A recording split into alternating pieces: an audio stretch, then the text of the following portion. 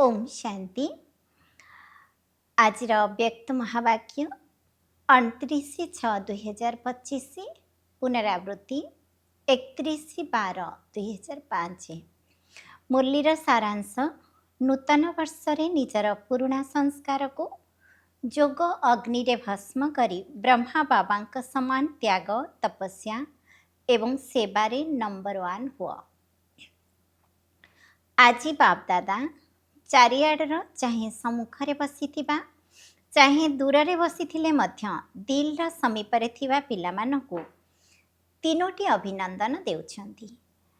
गोटिए हेला नुआ जीवनर अभिनंदन, द्वितीय नुआ जुगर अभिनंदन एवं तृतीय आजिर दिन नुआ वर्षर अभिनंदन देउछन्ति। तुमे माने मध्य नूतन वर्षर अभिनंदन देबा पई एवं अभिनंदन नेबा पई आसीछ।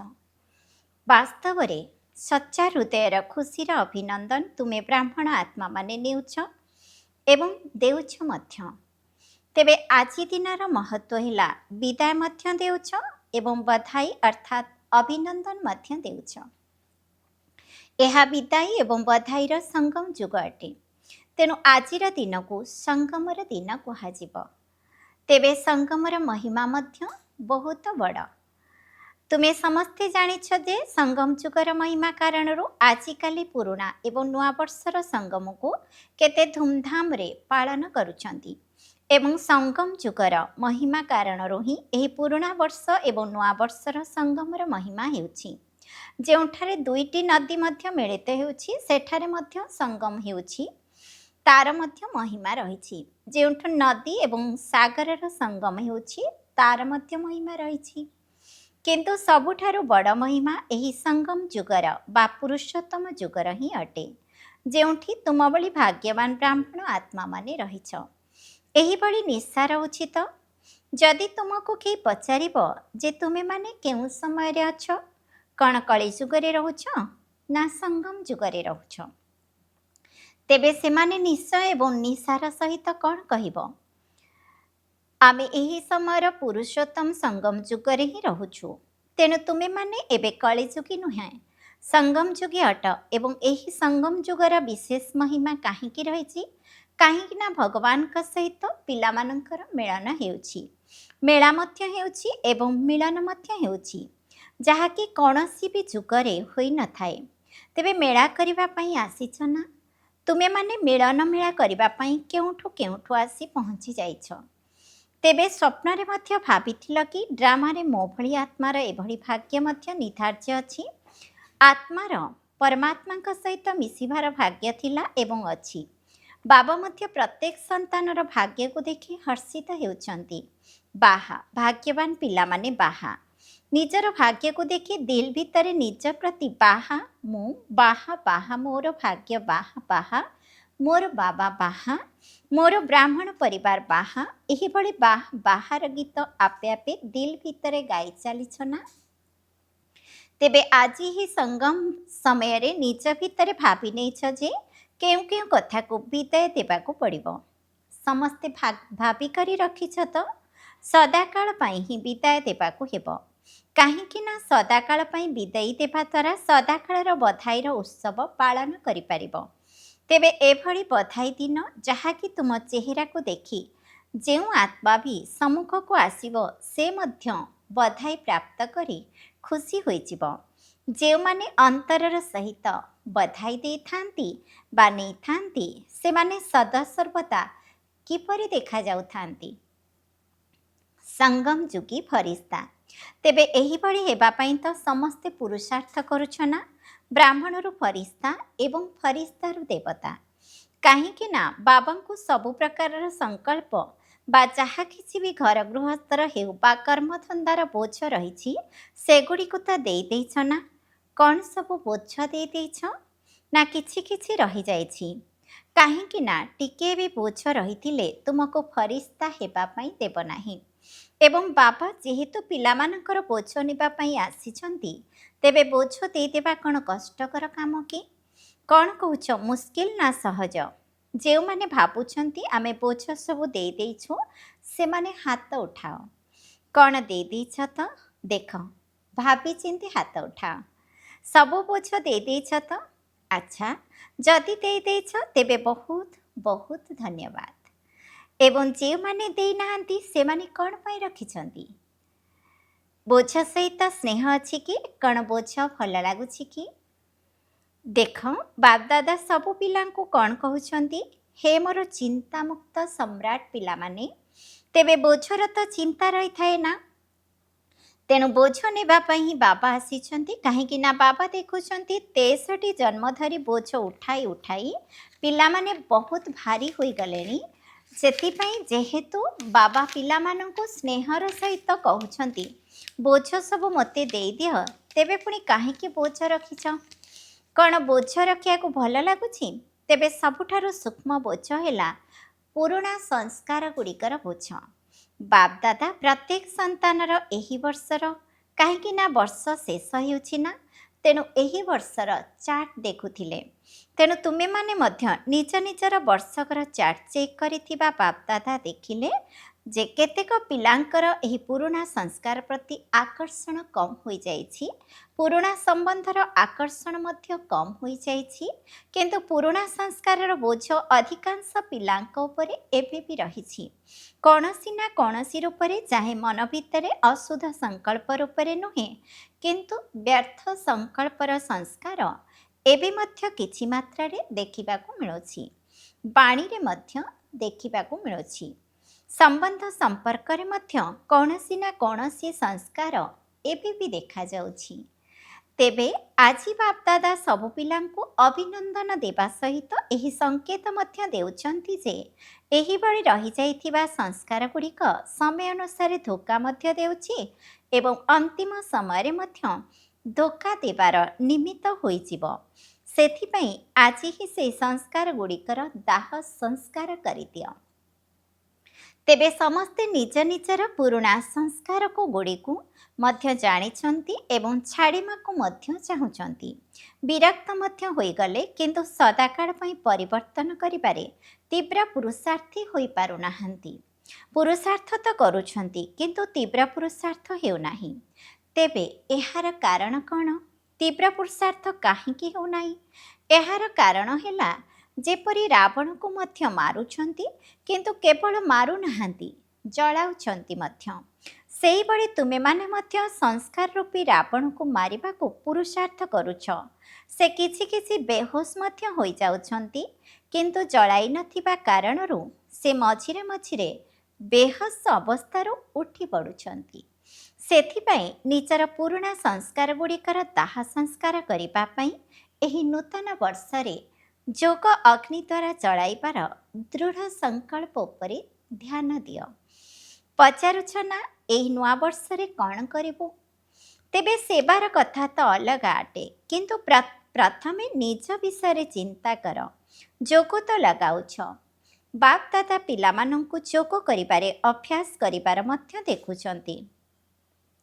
ଅମୃତ ବେଳାରେ ମଧ୍ୟ ବହୁତ ପୁରୁଷାର୍ଥ କରୁଛନ୍ତି, କିନ୍ତୁ ଯୋଗ ତପସ୍ୟାକୁ ତପ ରୂପରେ କରୁନାହାନ୍ତି।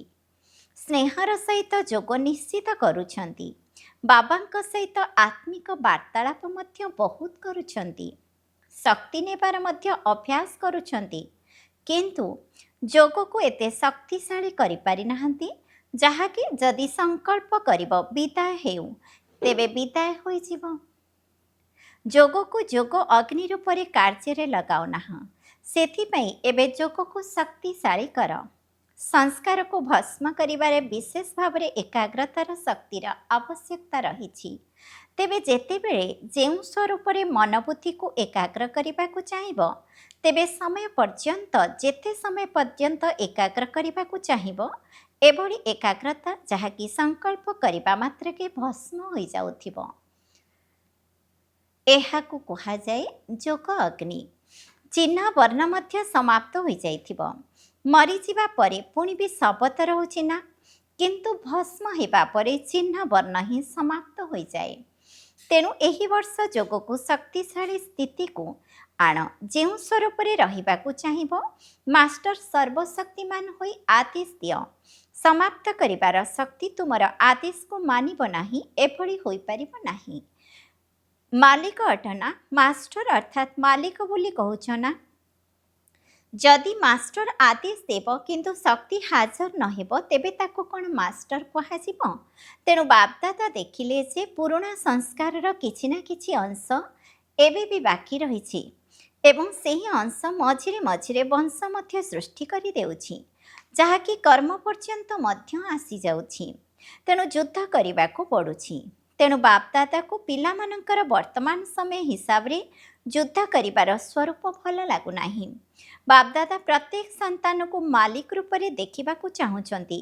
ଆଦେଶ ଦେବା ମାତ୍ରକେ ଶକ୍ତିଗୁଡ଼ିକ ଜି ହଜୁର କରୁଥିବେ। ଏବେ ଶୁଣିଲା ତ ଏହି ବର୍ଷ ସ୍ୱପ୍ରତି କ'ଣ କରିବାକୁ ହେବ? ଶକ୍ତିଶାଳୀ ଚିନ୍ତାମୁକ୍ତ ସମ୍ରାଟ। କାହିଁକି ନା ସମସ୍ତଙ୍କର ଲକ୍ଷ୍ୟ ରହିଛି ନା କାହାକୁ ବି ପଚାରିଲେ କ'ଣ କହୁଛନ୍ତି? ଆମେ ବିଶ୍ୱର ରାଜ୍ୟ ପ୍ରାପ୍ତ କରିବୁ, ରାଜ୍ୟ ଅଧିକାରୀ ହେବୁ। ନିଜକୁ ରାଜଯୋଗୀ ବୋଲାଉଛନ୍ତି। କ'ଣ ପ୍ରଜାଯୋଗୀ ଅଟକି?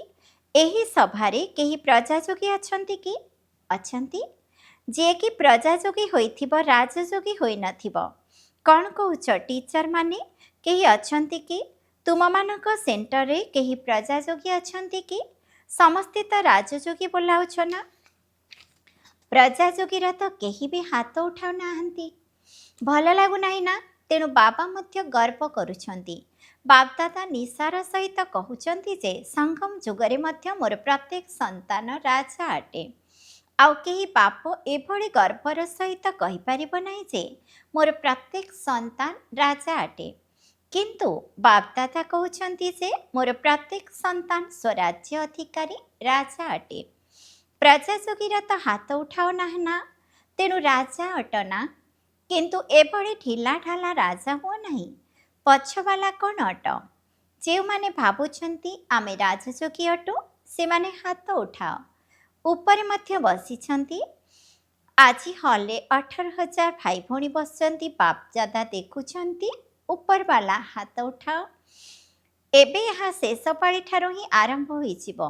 ତେଣୁ ବାପଦାଦା 3 ମାସ ଦେଉଛନ୍ତି। ଠିକ୍ ଅଛି ତ? ଦିଆଯିବ ତ? ପାଠ ଦିଆଯିବ। କାହିଁକି ନା ଏଭଳି ମଝିରେ ମଝିରେ ଘରେ କରିବା ପାଇଁ ଦିଆଯାଉଥିବା ପାଠ ମଧ୍ୟ ଶେଷ ପରୀକ୍ଷାର ଫଳରେ ଆସିବ, ମିଶିବ। ତେଣୁ 3 ମାସ ଭିତରେ ସମସ୍ତେ ନିଜ ନିଜର ଚାର୍ଟକୁ ଚେକ୍ କରିବ ଯେ ମୁଁ ମାଷ୍ଟର ସର୍ବଶକ୍ତିମାନ ହୋଇ କୌଣସି ବି କର୍ମେନ୍ଦ୍ରିୟକୁ, କୌଣସି ବି ଶକ୍ତିକୁ ଯେତେବେଳେ ଆଦେଶ ଦେଉଛି, ଯାହା ଆଦେଶ ଦେଉଛି ସେ ବାସ୍ତବିକ ରୂପରେ ଆଦେଶକୁ ପାଳନ କରୁଛି ନା ନାହିଁ। ଏହିପରି କରିପାରିବ? ପ୍ରଥମ ଲାଇନ୍ ବାଲା କରିପାରିବ? ହାତ ଉଠାଅ। ଆଚ୍ଛା, 3 ମାସ ପର୍ଯ୍ୟନ୍ତ କୌଣସି ବି ପୁରୁଣା ସଂସ୍କାର ଆକ୍ରମଣ କରିବ ନାହିଁ। ଏଥିରେ କେହି ବି ବେପରୁଆ ହେବ ନାହିଁ କି ରାଜକୀୟ ଅବହେଳା ପଡ଼ିଆ ମଧ୍ୟ କରିବ ନାହିଁ। ମୁଁ ହୋଇଯିବିନି କି? ବାପଦାଦାଙ୍କ ସହିତ ବହୁତ ମିଠା ମିଠା ବାର୍ତ୍ତାଳାପ ମଧ୍ୟ କରୁଛନ୍ତି। କହୁଛନ୍ତି ବାବା ଆପଣ ଚିନ୍ତା କରନ୍ତୁ ନାହିଁ, ମୁଁ ନିଶ୍ଚିତ ହୋଇଯିବି। ବାପଦାଦା ମଧ୍ୟ କ'ଣ କରିବେ? ଏହିଭଳି କଥା ଶୁଣି ହସି ଦେଉଛନ୍ତି। କିନ୍ତୁ ବାପଦାଦା ଏହି 3 ମାସ ଭିତରେ ଯଦି ଏଭଳି କଥା କହିଲ ତେବେ ଶୁଣିବେ ନାହିଁ। ଯଦି ମଞ୍ଜୁର ଅଛି ତେବେ ହାତ ଉଠାଅ। ଦିଲ୍ର ସହିତ ହାତ ଉଠାଅ। ସଭାକୁ ଦେଖି ହାତ ଉଠାଅ ନାହିଁ। କରିବାକୁ ହିଁ ପଡ଼ିବ। ଚାहे କିଛି ବି ସହନ କରିବାକୁ ପଡ଼ୁ, କିଛି ବି ଛାଡ଼ିବାକୁ ପଡ଼ୁ, କୌଣସି ଆପତ୍ତି ନାହିଁ। କରିବାକୁ ହିଁ ପଡ଼ିବ। ପକ୍କା ତ? ପକ୍କା? କ'ଣ କହୁଛ ଟିଚର ମାନେ? କରିବ ତ? ଆଚ୍ଛା, ଏହି ମୁକୁଟ ପିନ୍ଧିଥିବା ପିଲାମାନେ କ'ଣ କରିବ? ଛୋଟ ଛୋଟ ପିଲାମାନେ ମୁକୁଟ ପିନ୍ଧି ସମ୍ମୁଖରେ ବସିଛନ୍ତି। ମୁକୁଟ ତ ବହୁତ ଭଲ ପିନ୍ଧି ଦେଇଛ। କରିବାକୁ ପଡ଼ିବ। ଆଚ୍ଛା ଦେଖ, ପିଲାମାନେ ମଧ୍ୟ ହାତ ଉଠାଉଛନ୍ତି। ଯଦି ନ କରିବ ତେବେ କ'ଣ ହେବ ତାହା ମଧ୍ୟ କହିଦିଅ। ଏହାପରେ ବାପଦାଦା ସିଜିନ୍ରେ ଗୋଟିଏ ଥର ଆସିବାକୁ ଦିଆଯିବ ନାହିଁ। କାହିଁକି ନା ବାପଦାଦା ଦେଖୁଛନ୍ତି ଯେ ସମୟ ତୁମମାନଙ୍କୁ ଅପେକ୍ଷା କରି ରହିଛି। ତୁମେ କିନ୍ତୁ ସମୟକୁ ଅପେକ୍ଷା କରିବା ବାଲା ନୁହେଁ, ତୁମେ ବ୍ୟବସ୍ଥା କରିବା ବାଲା ଅଟ। ସମୟ ତୁମମାନଙ୍କୁ ଅପେକ୍ଷା କରିଛି। ପ୍ରକୃତି ମଧ୍ୟ ସତୁପ୍ରଧାନ ପ୍ରକୃତି ତୁମମାନଙ୍କୁ ଆବାହନ କରୁଛି। ତେଣୁ ଏହି 3 ମାସ ଭିତରେ ନିଜର ଶକ୍ତିଶାଳୀ ସ୍ଥିତିରେ ରହି ପୁରୁଣା ସଂସ୍କାର ଗୁଡ଼ିକୁ ପରିବର୍ତ୍ତନ କରିବାକୁ ହେବ। ଯଦି ଏହି 3 ମାସ ଏହା ଉପରେ ଧ୍ୟାନ ଦେଲ ତେବେ ଆଗକୁ ମଧ୍ୟ ତୁମର ଅଭ୍ୟାସରେ ପଡ଼ିଯିବ। जदि गोटे थर परिवर्तन करिवार विधि को जानिगल ना तेबे बहुत कामरे आसीब। तेणु समय को तुमे अपेक्षा कर नाही। विनाश केबे हेब, विनाश केबे हेब, समस्ते एही कथा अमृत बेलारे वार्तालाप करिबा बेले पचारुछंती। मुख द्वारा तो किछि कहूनाहांती किंतु भितरे भितरे पचारुछंती किए जाने विनाश केबे हेब, 2 वर्षरे हेब कि 10 वर्षरे हेब, केते वर्षरे हेब। तेबे तुमे माने काहेकि समय को अपेक्षा करिछ? समय तो तुमको अपेक्षा करिछि। बाबा को पचारुछंती टिके तारीख तो सुनाई दियंतु, टिके वर्ष तो कहि दियंतु। आउ 10 वर्ष लागिब ना 20 वर्ष लागिब ना केते वर्ष लागिब। बापदादा पिलामानंकु मध्य पचारुछंती जे तुमे समस्ते बाबांक समान होइगलणी? कण परदा खोलीदेवा ना परदा खोलिबा बेलକୁ किए मुंड कुंडाउथिब, किए मुहरे क्रीम लगाउथिब। जदि समस्ते प्रस्तुत अछ, संस्कार गुड़िक समाप्त हो जाइछि, तेबे बापदादांको परदा खोलिबा पई डेरी काहेकि लागिब? प्रथमे प्रस्तुत हो जाओ ना। होइजिबु कही बाबांको बहुत समय खुशी करि सारलणी। एबे आउ एभଳି कर नाही, हेबाको ही पड़िब, करिबाको ही पड़िब। बाबांक समान हेबारे तो समस्ते हाथ उठाई देइछंती, किंतु उठाइबार आवश्यकता नाही। ब्रह्मा बाबांको देख, साकारे तो ब्रह्मा बाबांको फॉलो करिबाको हेब ना। ब्रह्मा बाबा तो त्याग, तपस्या एवं सेवा शेष मुहूर्त पर्यंत साकार रूपरे प्राक्टिकल करि देखाई देइछंती। निजर ड्यूटी को मध्य शिव बाबांका द्वारा महावाक्य उच्चारण करिवार ड्यूटी को शेष दिन पर्यंत पालन करिछंती। शेष दिन रे मुरली मने अछि ना? 3टी शब्दर वरदान मने अछि ना? निराकारी, निर्विकारी एवं निरहंकारी हुआ। जेउमानंको मने अछि सेमाने हाथ उठाओ। अच्छा, समस्तंकर मने अछि। धन्यवाद। त्याग मध्य शेष दिन पर्यंत करिछंती, निजर पुरुणा कोठरी को छाड़ी नाहांती। पिलामाने केते स्नेहरे ब्रह्मा बाबांको कहुथिले, किंतु से पिलामानंको पई नुआ घर तैयारी करुथिले, निजे व्यवहार करि नथिले एवं सबुदिन 2:30 3टा सुद्धा उठी निज पई तपस्या करिथिले, संस्कार को भस्म करिथिले। सेथिपई तो कर्मातीत एवं अव्यक्त फरिश्ता होइगले। ଯାହା ଭାବିଲେ ତାହା କରି ଦେଖାଇଲେ। କହିବା, ଭାବିବା ଏବଂ କରିବା ତିନୋଟି ଯାକ ସମାନ। ତେଣୁ ନିଜର ପିତାଙ୍କୁ ଅନୁକରଣ କର। ଶେଷ ସମୟ ପର୍ଯ୍ୟନ୍ତ ନିଜର କର୍ତ୍ତବ୍ୟକୁ ସମ୍ପୂର୍ଣ୍ଣ ରୂପେ ପାଳନ କରିଥିଲେ। ପତ୍ର ମଧ୍ୟ ଲେଖିଥିଲେ, ଜାଣିଛ ନା? କେତେ ପତ୍ର ଲେଖିଥିଲେ, ଅର୍ଥାତ୍ ସେବାକୁ ମଧ୍ୟ ଛାଡ଼ି ନଥିଲେ। ତେଣୁ ନିଜର ପିତାଙ୍କୁ ଅନୁକରଣ କର। केवल महादानी नुहे, अखंड महादानीर वास्तविक रूप शेष पर्यंत देखाइथिले।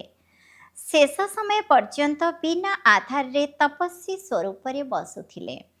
एबे तो पिलामानंकु बसिबा पई आधार नेबाकु पडुछि, किंतु ब्रह्मा बाबा आरंभरु शेष पर्यंत तपस्वी रूप रे रहिथिले। आखिरे चषमा मध्य पिंधु नथिले। एसबु हेला सूक्ष्म शक्तिर चमत्कारी, संपूर्ण निराधार। एबे तो शरीर मध्य पुरुणा अटे। दिनकु दिन प्रकृति, पानी, पवन दूषित होई चलीछि। सेतिपई बापदादा तुमको कहूनाहांती आधार काहेकि नेउछ, चषमा काहेकि पिंधुछ। खुशी रे पिंध, किंतु निजर स्थिति को शक्तिशाली निश्चित कर। तेबे सारा विश्वर कार्य समाप्त करि देइछ। बापदादा तुमको प्रश्न पचारुछंती, तुमे माने संतुष्ट अछ तो? विश्व कल्याण कार्य संपूर्ण हो जाइछि तो? जे माने भाबुछंती जे विश्व कल्याण कार्य शेष हो जाइछि, से माने हाथ उठाओ। जणे भी नुहे, तेबे किपरि कहुछ विनाश हेउ? निजर काम तो शेष करिना। अच्छा, चारिआडर सर्वदा उमंग उत्साहर सहित आगकू बढ़ुथिबा पिलामानंकु सर्वदा निजर साहस द्वारा बापदादांकर पद्मगुणा साहाय्य प्राप्त करिबार पात्र पिलामानंकु सर्वदा आमे विजयी रत्न अटु। सब कल्परे आमे ही विजयी होइथिलु, एबे मध्य अटु एवं सब कल्परे आमे ही विजयी हेउथिबु। एही भଳି विजयी पिलामानंकु सर्वदा एकमात्र बाबा, द्वितीय केही नुहे। ନା ସଂସ୍କାରର ଆକର୍ଷଣ ନା ସଂସାରର ଆକର୍ଷଣ, ଦୁଇଟି ଯାକ ଆକର୍ଷଣ ଠାରୁ ମୁକ୍ତ ରହୁଥିବା ସର୍ବଦା ବାବାଙ୍କ ସମାନ ପିଲାମାନଙ୍କୁ ବାପଦାଦାଙ୍କର ସ୍ନେହ ସମ୍ପନ୍ନ ଶୁଭେଚ୍ଛା ଏବଂ ନମସ୍ତେ। ଆମ ଆତ୍ମିକ ସନ୍ତାନମାନଙ୍କର ମଧ୍ୟ ଆତ୍ମିକ ପିତାଙ୍କୁ ନମସ୍ତେ ନମସ୍ତେ ନମସ୍ତେ। ଆଜିର ବରଦାନ, ସଦାକାଳର ଆଟେନସନ୍ ଦ୍ୱାରା ବିଜୟ ମାଳାରେ ଗୁନ୍ଥି ହେଉଥିବା ବହୁତ ସମୟର ବିଜୟୀ ହୁଅ। ବହୁ ସମୟର ବିଜୟୀ ଆତ୍ମାମାନେ ବିଜୟମାଳାର ଦାନା ହୋଇଯାଆନ୍ତି। ତେଣୁ ବିଜୟୀ ହେବା ପାଇଁ ହେଲେ ସର୍ବଦା ବାବାଙ୍କୁ ସମ୍ମୁଖରେ ରଖ। ଯାହା ବାବା କରିଛନ୍ତି ତାହା ହିଁ ମୋତେ କରିବାର ଅଛି। ଯଦି ପ୍ରତିପାଦରେ ଯାହା ବାବାଙ୍କର ସଂକଳ୍ପ ତାହା ହିଁ ପିଲାମାନଙ୍କର ସଂକଳ୍ପ, ଯାହା ବାବାଙ୍କର ବାଣୀ ତାହା ହିଁ ପିଲାମାନଙ୍କର ବାଣୀ, ତେବେ ଯାଇ ବିଜୟୀ ହୋଇପାରିବ। ସବୁ ସମୟରେ ଏହିଭଳି ଧ୍ୟାନ ଦେବାକୁ ପଡ଼ିବ, ତେବେ ଯାଇ ସଦାକାଳର ରାଜ୍ୟଭାଗ୍ୟ ପ୍ରାପ୍ତ ହେବ। କାହିଁକି ନା ଯେଭଳି ପୁରୁଷାର୍ଥ ସେହିପରି ପ୍ରାରବ୍ଧ ମଧ୍ୟ ଜମା ହୋଇଥାଏ। ଯଦି ସଦାକାଳର ପୁରୁଷାର୍ଥ ଥିବ ତେବେ ସଦାକାଳର ରାଜ୍ୟଭାଗ୍ୟ ପ୍ରାପ୍ତ ହୋଇଯିବ। ସ୍ଲୋଗାନ, ସେବାରେ ସର୍ବଦା ଜି ହାଜିର କରିବା, ଏହା ହିଁ ହେଉଛି ସ୍ନେହର ପ୍ରକୃତ ପ୍ରମାଣ। ଅବ୍ୟକ୍ତ ଇଶାରା ଆତ୍ମିକ ସ୍ଥିତିରେ ରହିବାର ଅଭ୍ୟାସ କର ଏବଂ ଅନ୍ତର୍ମୁଖୀ ହୁଅ। ଯେପରି କୌଣସି ବି ବ୍ୟକ୍ତି ଦର୍ପଣ ସମ୍ମୁଖରେ ଛିଡ଼ା ହେବା ମାତ୍ରକେ ନିଜର ସାକ୍ଷାତକାର କରିନେଇଥାଏ, ସେହିପରି ତୁମମାନଙ୍କର ଆତ୍ମିକ ସ୍ଥିତି ଏବଂ ଶକ୍ତି ରୂପୀ ଦର୍ପଣ ସମ୍ମୁଖକୁ ଯେଉଁ ଆତ୍ମା ଆସୁ, ସେ ଗୋଟିଏ ସେକେଣ୍ଡ ଭିତରେ ସ୍ୱସ୍ୱରୂପର ଦର୍ଶନ ବା ସାକ୍ଷାତକାର କରିନେଉ। ତୁମର ପ୍ରତ୍ୟେକ କର୍ମରେ, ପ୍ରତ୍ୟେକ ଚାଲିଚଳନରେ ଆତ୍ମ ଅଭିମାନୀ ସ୍ଥିତିର ଆକର୍ଷଣ ରହୁ। ଯେଉଁମାନେ ସ୍ୱଚ୍ଛ ଏବଂ ଆତ୍ମିକ ଶକ୍ତି ସମ୍ପନ୍ନ ଆତ୍ମା, ସେମାନେ ସମସ୍ତଙ୍କୁ ନିଜ ଆଡ଼କୁ ନିଶ୍ଚିତ ରୂପରେ ଆକର୍ଷିତ କରିଥାନ୍ତି। ଓମ୍ ଶାନ୍ତି।